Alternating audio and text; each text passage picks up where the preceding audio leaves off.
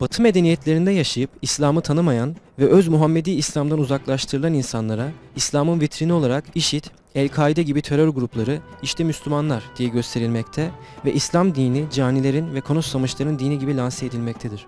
Bu alçak propagandalardan dolayı Batı'da gün be gün İslamofobi insanlar arasında artmakta ve insanlar İslam'a düşman edilmektedir.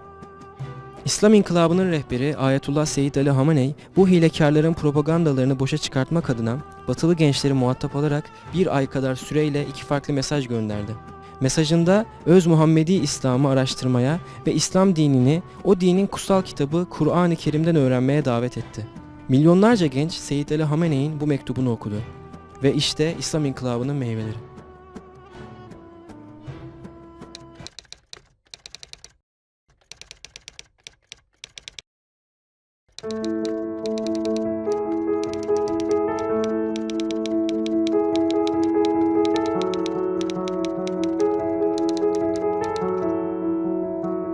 I am addressing you, the youth, not because I overlook your parents, but rather because the future of your nations and your country will soon be in your hands. And I also find that the sense of quest for truth is more rigorous and attentive in your hearts. I would like to talk to you about Islam, particularly the image that is presented to you as Islam. Many attempts has been made over the past 2 decades, almost since the disintegration of the Soviet Union, to place this great religion in the seat of a horrifying enemy. I don't insist you accept my reading or any other reading of Islam. What I want to say is don't allow this dynamic and effective reality in today's world to be introduced to you through resentments and prejudices. Don't allow them to hypocritically introduce their own recruited terrorists as representatives of Islam. Receive knowledge of Islam from its primary and original sources. Gain information about Islam through the Quran and the life of its prophet. I would like to ask you whether you have directly read the Quran of the Muslims.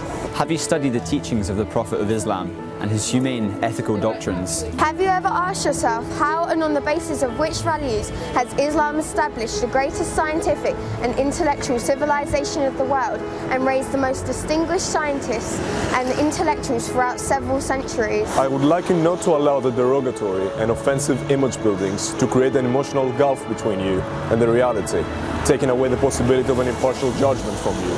Today, the communication media have removed the geographical borders. Hence, don't allow them to besiege you with fabricated and mental borders. Although no one can individually fill the created gaps, Each one of you can construct a bridge of thought and fairness over the gaps to illuminate yourself and your surrounding environment. Therefore, don't miss the opportunity to gain proper, correct, and unbiased understanding of Islam. So that hopefully, due to your sense of responsibility, future generations would write the history of the current interaction between Islam and the West with a clearer, conscious, and lesser resentment.